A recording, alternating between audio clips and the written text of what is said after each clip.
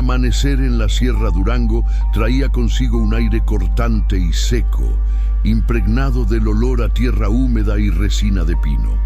El guardabosques, Rogelio Herrera, con más de 2 décadas recorriendo estos montes, conocía cada vereda como la palma de su mano. Aquella mañana nada parecía distinto, hasta que una disposición extraña de piedras junto al arroyo lo obligó a detenerse. Se inclinó y al mover una de ellas, notó que la tierra debajo había sido removida recientemente. Con sus manos ásperas apartó la capa suelta y extrajo un pequeño paquete sellado contra la humedad. Dentro, un medallón ovalado de plata brilló bajo la luz tenue que atravesaba las ramas. El corazón de Rogelio dio un vuelco. Reconoció ese objeto de inmediato. Pertenecía a don Ernesto Valdivia, un ingeniero jubilado de 79 años que había desaparecido misteriosamente en estas mismas montañas 5 años atrás. Durante meses, voluntarios y autoridades buscaron sin descanso, sin encontrar más que silencio. El caso quedó archivado como otro enigma sin resolver de la sierra. Pero ese medallón no estaba oxidado ni corroído por el tiempo. Estaba protegido con cuidado, como si alguien lo hubiera enterrado hacía apenas días. Al abrirlo, Rogelio esperaba hallar una fotografía familiar, pero en su lugar encontró fragmentos de papel con números y letras acomodados con precisión. No eran simples notas, parecían coordenadas cifradas. El hallazgo reabría no solo una desaparición olvidada, sino también la inquietante certeza de que alguien, en algún lugar de la sierra, había decidido que el momento de revelar la verdad había llegado. Si relatos como este tocan tu corazón, suscríbete, activa la campana y deja un mensaje de apoyo para esta familia en los comentarios. La búsqueda de don Ernesto apenas estaba por comenzar y cada detalle podía marcar la diferencia entre la esperanza y el olvido. El viento soplaba con violencia entre los pinos de la Sierra Durango. El guardabosques Rogelio Herrera, de rostro curtido por el sol y la edad, avanzaba con paso seguro por una vereda estrecha. Había caminado esos senderos incontables veces, pero aquella mañana algo distinto lo obligó a detenerse. A un costado del arroyo, entre rocas cubiertas de musgo, notó un círculo de piedras demasiado simétrico para ser obra de la naturaleza. Se inclinó, apoyando una rodilla en la tierra húmeda. El olor a resina impregnaba el aire, mezclado con un silencio inusual. Movió con esfuerzo una de las rocas más grandes y descubrió que el suelo debajo estaba suelto, como si alguien lo hubiera trabajado recientemente. Sus dedos ásperos tocaron un material extraño, frío y liso. Con cuidado extrajo un paquete herméticamente sellado. Al romper la envoltura, la luz de la mañana se reflejó en un medallón de plata. Rogelio contuvo la respiración. Lo reconoció al instante. Era el mismo que aparecía en antiguos carteles de búsqueda, con grabados florales en el frente. Había pertenecido a don Ernesto Valdivia, un ingeniero retirado que había desaparecido en esas montañas 5 años atrás sin dejar rastro. La memoria del guardabosques lo golpeó con fuerza. Recordaba los operativos de búsqueda, la llegada de voluntarios desde los pueblos cercanos, los helicópteros sobrevolando la sierra durante días. Habían peinado cada rincón sin encontrar más que vacío. El auto del anciano fue hallado estacionado correctamente, pero ni una huella más. El caso quedó archivado como un misterio sin resolver, enterrado bajo la rutina y el paso del tiempo. Ahora, frente a él, aparecía la primera evidencia concreta en años. Rogelio abrió el medallón esperando encontrar una fotografía familiar. En su lugar halló pequeños recortes de papel, cada uno con letras y números escritos con precisión. Eran fragmentos que, unidos, formaban una secuencia que no comprendía a primera vista. Un sudor frío recorrió su espalda. No eran simples garabatos, parecían coordenadas encriptadas. El silencio de la sierra se volvió repentinamente opresivo. El canto lejano de un ave se quebró y luego todo quedó inmóvil. Rogelio miró alrededor con el ceño fruncido, sintiendo la incómoda sensación de ser observado. Guardó el medallón en una bolsa y encendió su radio. Con voz firme solicitó presencia inmediata de las autoridades usando el código que confirmaba evidencia en un caso de desaparición. Mientras aguardaba, se sentó en un tronco caído. El frío metálico del medallón aún impregnaba su piel a través del guante. No podía apartar la vista de las marcas escritas en su interior.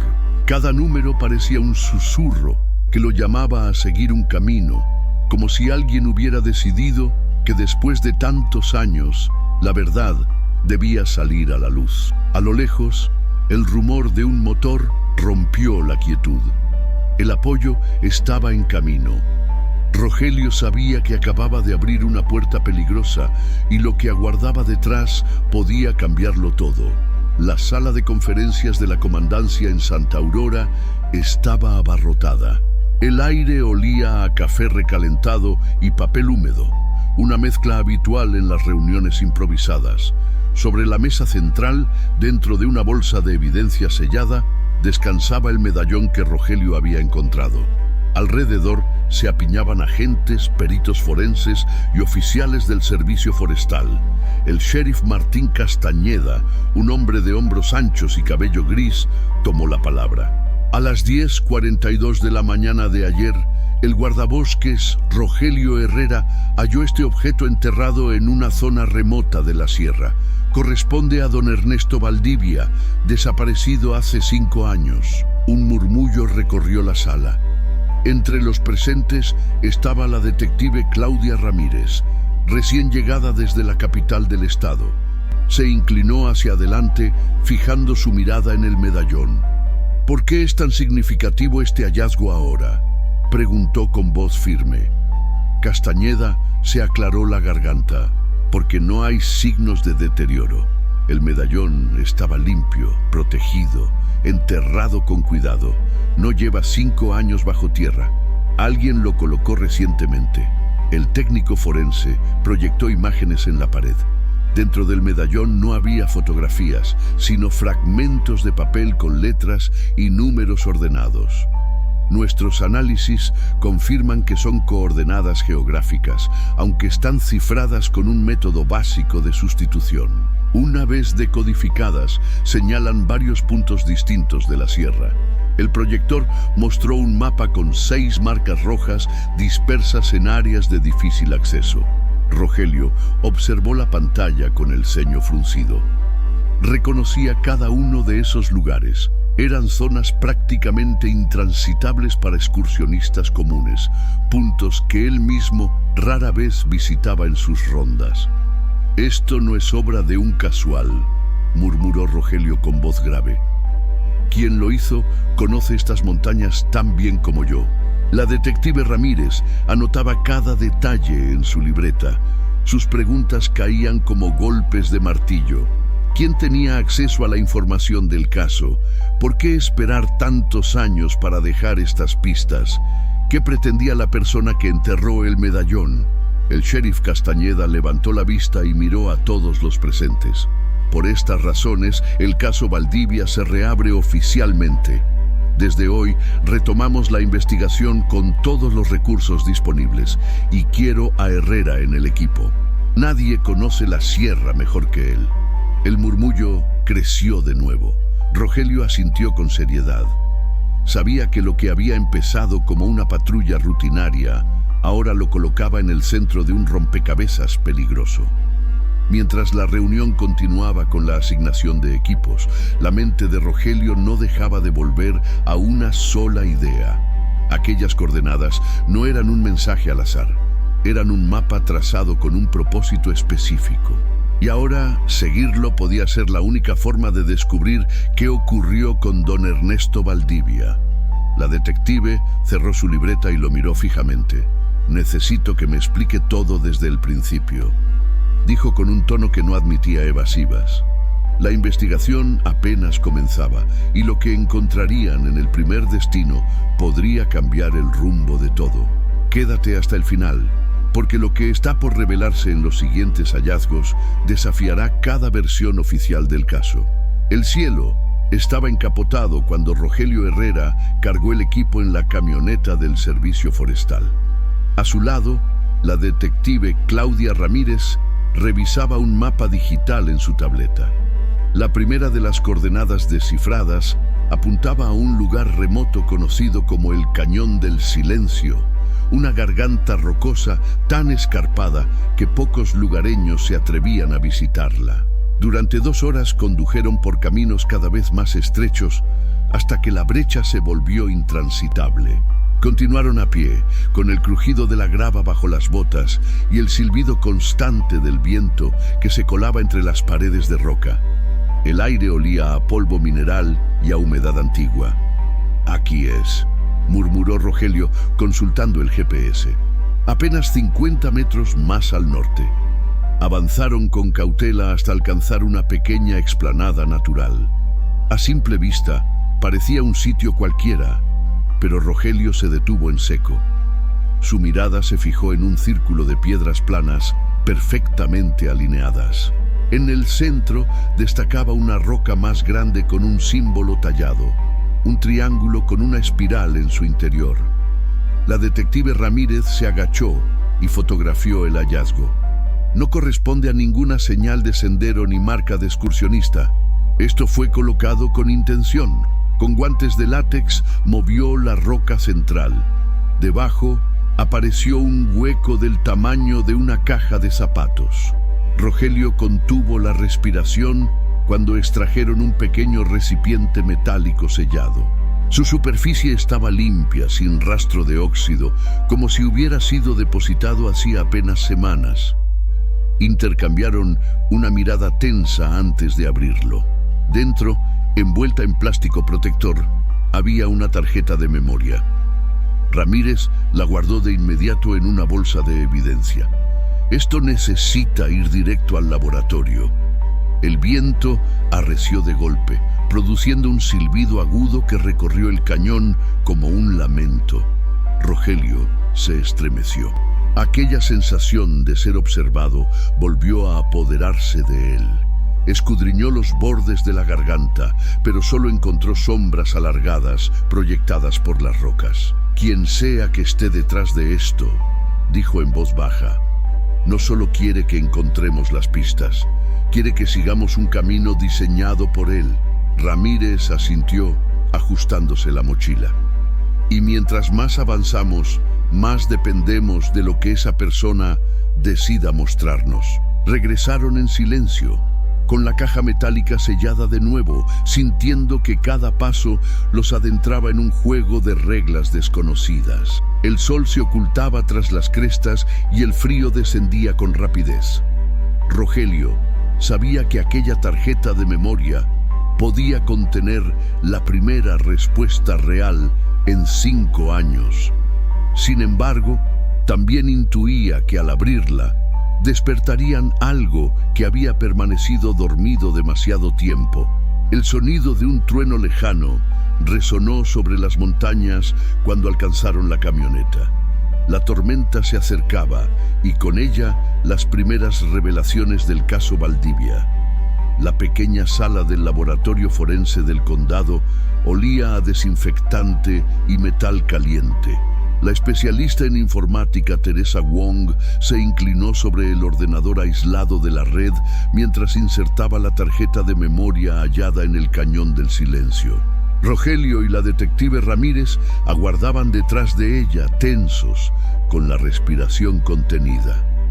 «Está encriptada», murmuró Wong tras unos minutos, ajustándose las gafas. «Pero no es un sistema complejo.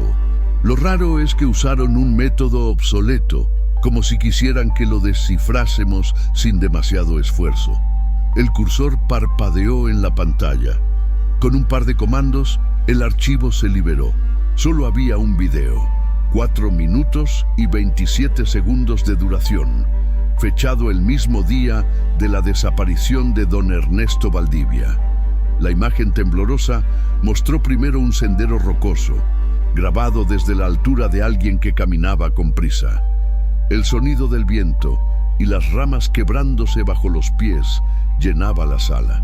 Nadie hablaba, nadie explicaba. Al minuto, la cámara se detuvo frente a un claro donde se veía una tienda de campaña naranja. Rogelio se inclinó hacia la pantalla con los ojos fijos. «Esa es de don Ernesto», susurró. «Reconozco el parche cosido en la esquina». La cámara se acercó lentamente a la entrada, que estaba entreabierta. Dentro se distinguía un saco de dormir extendido, una mochila abierta y un libro junto a una linterna. Todo en orden, sin rastro de violencia. El silencio era inquietante, como si el campamento hubiera sido abandonado de golpe. De pronto, la cámara giró 180 grados. Desde el interior de la tienda, enfocó hacia el bosque. Durante varios segundos no ocurrió nada, hasta que una silueta oscura cruzó fugazmente el borde del encuadre. «Detén ahí», ordenó Ramírez. Wong retrocedió cuadro por cuadro. La figura quedó congelada, borrosa, distante, imposible de identificar. Solo una sombra humana deslizándose entre los árboles. Podría ser un excursionista o alguien observándola, dijo Wong con cautela. El video continuó. La cámara salió de la tienda y subió por un sendero inclinado. Al alcanzar la cima, giró lentamente mostrando un valle escarpado. En la distancia se distinguía una estructura de madera semiderruida. «La cabaña minera abandonada», dijo Rogelio con un nudo en la garganta. «Está a pocos kilómetros del sendero principal. La revisamos en la búsqueda original, pero nunca encontramos nada. Justo cuando la cámara se acercaba a la puerta deteriorada, la grabación se cortó en seco. La pantalla quedó en negro. El silencio en la sala era tan denso que podía sentirse en la piel. Ramírez apretó los labios antes de hablar. «Esto no es casualidad. Alguien guardó esta grabación y decidió liberarla ahora. Y quiere que vayamos a esa cabaña». Rogelio miró la pantalla apagada con el ceño fruncido. El recuerdo de don Ernesto, sonriente en las fotos de antaño, lo golpeó con fuerza. Algo le decía que lo que hallarían allí no sería fácil de digerir. La detective tomó sus notas con rapidez. «Mañana al amanecer iremos a esa cabaña y debemos estar preparados para lo que encontremos». El murmullo de la computadora llenó el silencio restante. Afuera, la lluvia comenzaba a golpear los ventanales, como si la sierra misma respondiera al llamado de lo que estaba por revelarse. El amanecer en la Sierra Durango llegó con un cielo grisáceo, cargado de nubes bajas. Rogelio Herrera ajustó la mochila en su espalda y miró a la detective Ramírez, que revisaba el cargador de su linterna antes de iniciar la caminata.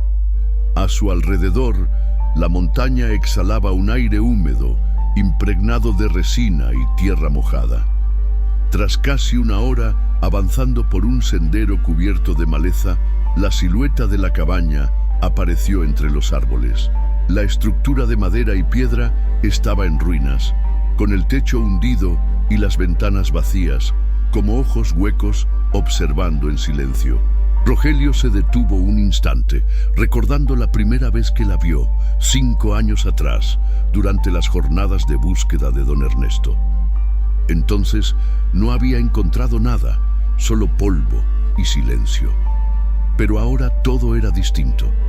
El video los había llevado hasta allí. La puerta colgaba de una bisagra oxidada, crujiendo con cada golpe del viento. Ramírez la empujó suavemente y ambos entraron. El interior olía a madera podrida y a humedad estancada. La luz de sus linternas reveló una chimenea ennegrecida, una mesa volcada y restos de literas carcomidas por el tiempo. Parecía un lugar abandonado durante décadas. «No parece que nadie haya estado aquí en años», murmuró Ramírez, explorando los rincones. Rogelio, sin embargo, notó algo diferente. Se arrodilló frente a la chimenea y pasó la mano por las cenizas. «Mira esto», dijo en voz baja. «Han sido removidas recientemente». Con cuidado apartó los restos ennegrecidos y descubrió una losa suelta en la base. Tiró de ella y debajo apareció un hueco rectangular. Dentro encontraron una caja metálica más grande que la del cañón. El corazón de Rogelio se aceleró mientras la abrían. En su interior había un cuaderno de campo con cubierta impermeable y junto a él una llave antigua de hierro forjado. Ramírez fotografió ambos objetos antes de tocarlos. Rogelio pasó las páginas del cuaderno con manos temblorosas. Los primeros folios contenían diagramas geológicos, dibujos meticulosos y anotaciones detalladas firmadas por Ernesto Valdivia. Eran inconfundibles. Él mismo había visto esos trazos en los documentos que la familia entregó durante la búsqueda. Pero las últimas páginas eran distintas. La letra era más angulosa, apresurada, completamente diferente. Anotaciones breves, coordenadas, símbolos y palabras sueltas, entrada, descenso, cámara. «Estas notas no son de don Ernesto», concluyó Rogelio, cerrando el cuaderno con gesto grave. «Alguien más lo escribió después». Ramírez examinó la llave bajo la luz de su linterna. Tenía un diseño elaborado, demasiado refinado para una cabaña minera común. ¿Dónde podría encajar algo así? Rogelio respiró hondo. En las viejas minas. Algunas tenían puertas de seguridad internas, pero la mayoría fueron selladas hace décadas. El viento azotó la cabaña, provocando un chasquido inquietante en las tablas del techo. Ambos se miraron en silencio, conscientes de que el hallazgo habría más preguntas que respuestas.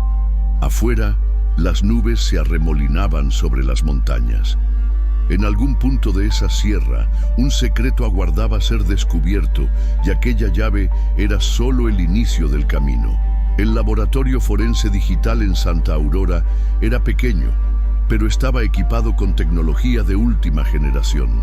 El zumbido constante de los ventiladores de los equipos llenaba el aire mientras Teresa Wong, con el ceño fruncido detrás de sus gafas, insertaba una segunda tarjeta de memoria recuperada en otro de los puntos marcados en el mapa.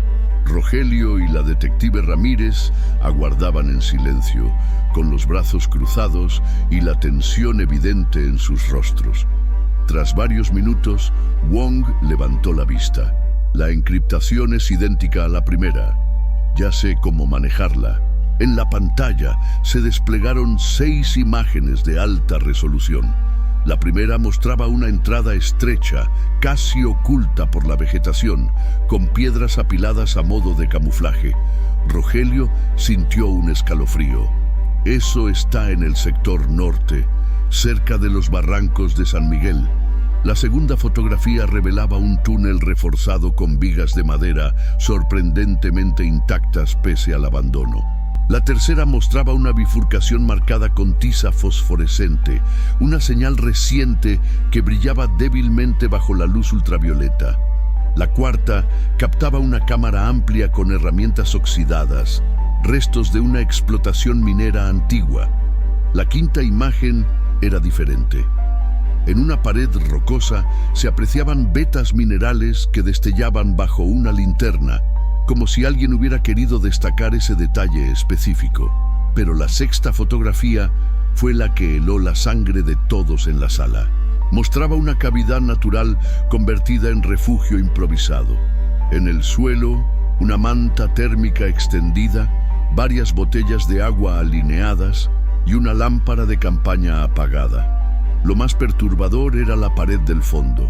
Estaba cubierta con fotografías, mapas y papeles conectados entre sí con hilos rojos, como el tablero de investigación de alguien obsesionado. Un silencio espeso se apoderó de la sala. El sheriff Castañeda se acercó a la pantalla y entornó los ojos. Esto no parece un escondite ocasional. Alguien estuvo viviendo ahí abajo.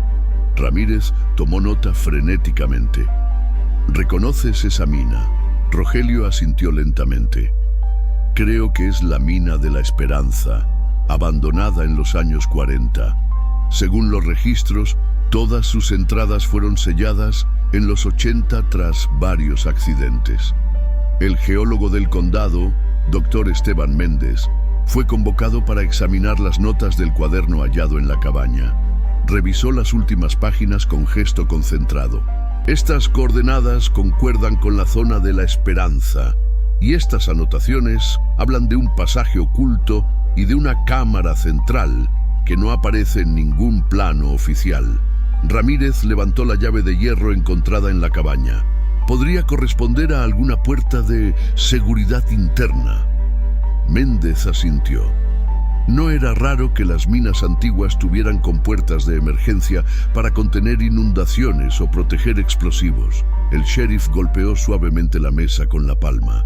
Necesitamos preparar un equipo especializado, espeleólogos, rescatistas y comunicación constante. No podemos arriesgarnos sin precauciones. Rogelio permanecía en silencio, observando la última fotografía. Los hilos rojos, los mapas, las imágenes clavadas en la roca. Cada detalle gritaba que alguien había continuado investigando lo que Ernesto Valdivia descubrió. Y ahora, todo señalaba que las respuestas aguardaban bajo toneladas de piedra y oscuridad. El helicóptero del servicio forestal dejó al equipo en una explanada estrecha, apenas suficiente para posar los patines sobre la roca. Desde allí, Rogelio Herrera, la detective Ramírez, el doctor Méndez y 2 espeleólogos debían descender a pie hacia la supuesta entrada de la mina de la Esperanza. El aire estaba cargado de humedad y olor a pino, y un murmullo del viento en las crestas hacía que todo sonara como un lamento constante. Tras casi una hora de descenso entre arbustos y rocas afiladas, Méndez señaló una formación que coincidía con las notas del cuaderno. Una grieta vertical se abría en la pared, oculta tras ramas retorcidas. Al apartarlas, descubrieron un pasaje oscuro que descendía bruscamente.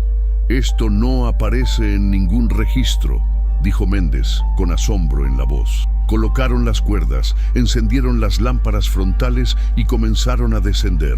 El túnel era angosto, húmedo, con paredes cubiertas de musgo y un olor metálico que se intensificaba con cada metro. Después de 20 metros, desembocaron en una galería más amplia. Allí estaban las vigas de madera vistas en la fotografía, sorprendentemente firmes pese a los años. Avanzaron despacio, evaluando cada paso. Al llegar a la bifurcación, las marcas de tiza fosforescente seguían brillando débilmente en una de las paredes. Uno de los espeleólogos se agachó y las examinó. «No tienen más de unas semanas». Ramírez tragó saliva. «Entonces no estamos solos en esta investigación». Siguieron las señales hasta una cámara amplia con restos de maquinaria oxidada, justo como en la cuarta imagen, pero había algo nuevo, una flecha dibujada con la misma tiza, apuntando hacia un pasaje lateral que no figuraba en las fotos. «Alguien vino aquí después de tomar esas imágenes», dijo Rogelio en voz baja. El pasaje lateral los obligó a avanzar agachados. El aire era más denso, impregnado de polvo antiguo. Tras varios metros, emergieron en un corredor más alto, donde un portón de metal empotrado en la roca los detuvo. La superficie estaba corroída, cubierta de óxido, pero el marco de piedra se mantenía intacto. A simple vista era imposible no pensar que había sido colocado con un propósito especial. Méndez pasó la mano por la cerradura. Esto es lo que mencionaban las notas, una puerta de seguridad interna, probablemente para sellar secciones de la mina en caso de derrumbe o inundación. Rogelio sacó la llave de hierro de su bolsa de evidencia. Su peso frío en la mano parecía anticipar lo inevitable. Con esfuerzo la introdujo en la cerradura. Encajó perfectamente. Giró con dificultad, produciendo un chirrido metálico que retumbó en los túneles. El sonido se extendió como un eco interminable, como si la montaña misma se estremeciera con aquel gesto. Finalmente, el mecanismo cedió. La puerta se abrió lentamente, revelando un corredor descendente excavado en espiral. reforzado con arcos de mampostería.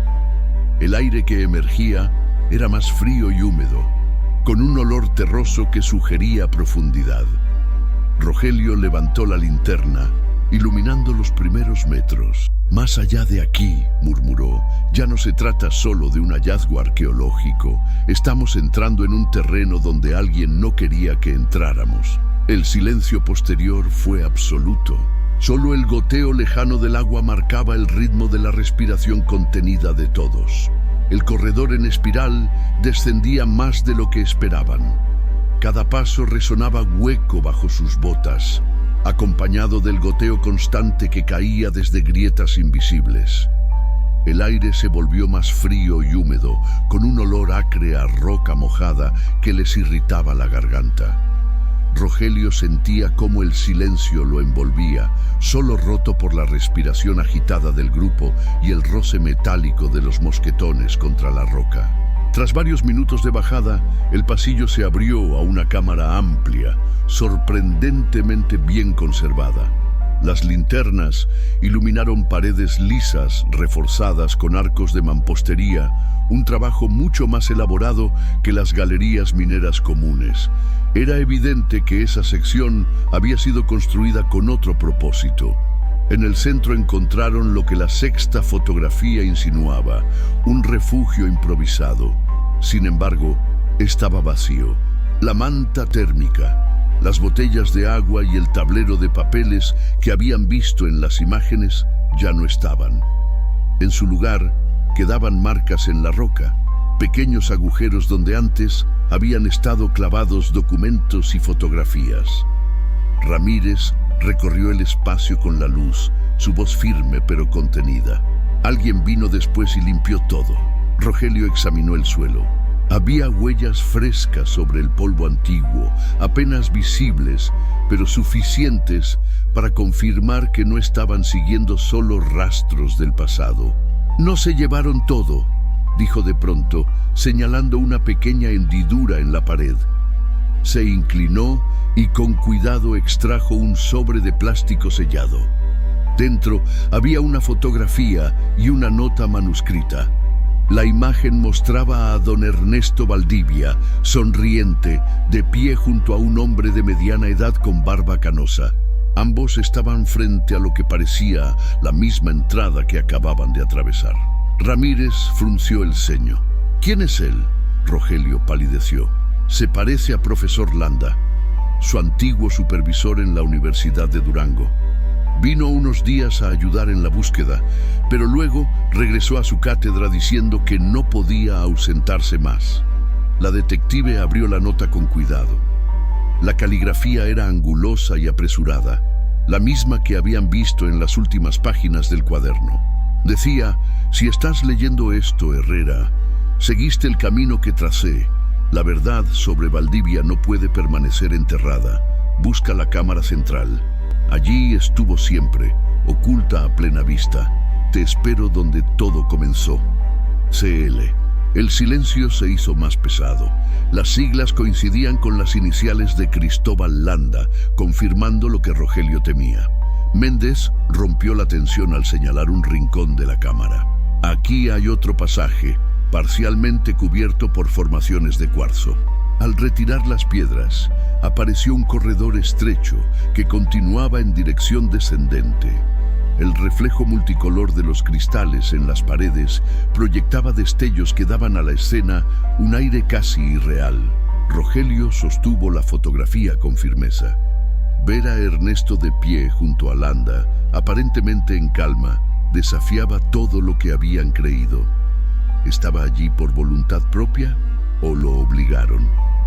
El eco del viento colándose por el túnel oculto pareció responder con un murmullo inquietante. Rogelio levantó la linterna y dio un paso al frente. «Si Landa dice que la respuesta está en la cámara central, entonces allí debemos ir». El resto lo siguió en silencio, conscientes de que cada metro los acercaba no solo a la verdad, sino también a un peligro que ya los estaba observando desde las sombras. El pasillo angosto desembocó en una caverna imponente. El techo, altísimo, estaba cubierto de formaciones de cuarzo que reflejaban la luz de las linternas en destellos plateados. El aire era frío, pesado, y un silencio reverencial se extendía por cada rincón, como si la montaña aguardara en secreto lo que estaban a punto de descubrir. En el centro de la sala, sobre una plataforma de roca natural, descansaba una caja de acero inoxidable. Rogelio Herrera avanzó con pasos cautelosos, cada crujido de sus botas amplificado por el eco. Con guantes abrió la tapa. Dentro, envuelta en plástico impermeable, había una tableta electrónica y una nota breve. Reproduce el archivo único. Ramírez y Méndez se acercaron. Rogelio encendió la pantalla. Un solo video aparecía listado. Tras un intercambio de miradas tensas, presionó reproducir. El rostro del profesor Cristóbal Landa llenó la pantalla. Se veía demacrado, la barba crecida, los ojos hundidos. Su voz era ronca. Rogelio, si estás viendo esto, lograste seguir las migas que dejé. Te elegí porque conoces esta sierra mejor que nadie. Y porque confío en que no te detendrás, aunque el miedo te rodee. Hizo una pausa, respirando con dificultad. Lo que pasó con Ernesto Valdivia no fue un accidente, tampoco un extravío común. Encontró algo en estas montañas, algo que otros preferían mantener oculto. Yo intenté protegerlo, pero terminé atrapado en el mismo juego. La cámara tembló levemente en la grabación, como si Landa hubiese apoyado la tableta sobre una roca. Su voz bajó un tono. La verdad ha sido mi prisión 5 años. Ahora será tu responsabilidad. Lo que descubrirás en la cámara central lo cambiará todo. De repente, la imagen se congeló. Un segundo después, un estruendo ensordecedor sacudió la caverna. El suelo vibró bajo sus pies y del techo comenzaron a desprenderse fragmentos de roca. ¡Derrumbe!, gritó uno de los espeleólogos. El equipo corrió hacia la entrada por la que habían llegado, pero al llegar la encontraron bloqueada por toneladas de escombros. Ramírez iluminó frenéticamente los alrededores. «Está completamente sellada». El doctor Méndez señaló hacia el pasillo lateral. «El corredor en espiral, debe haber otra salida». Se apresuraron de vuelta, pero una nueva sacudida estremeció el túnel. El chirrido metálico de la puerta de hierro, deformada por la presión, resonó como un lamento. La montaña, que había permanecido estable por décadas, ahora se desmoronaba sobre ellos. El polvo llenaba el aire, dificultando la respiración. Rogelio sentía el sabor a tierra en la boca y el golpeteo del corazón retumbándole en los oídos. Cada grieta que se abría en las paredes era un recordatorio de que el tiempo se agotaba. En medio del caos, el eco de los derrumbes parecía mezclarse con otro sonido. Golpes rítmicos, metálicos, provenientes de un túnel que aún no habían explorado. Tap, tap, tap. Pausa. Tap, tap, tap.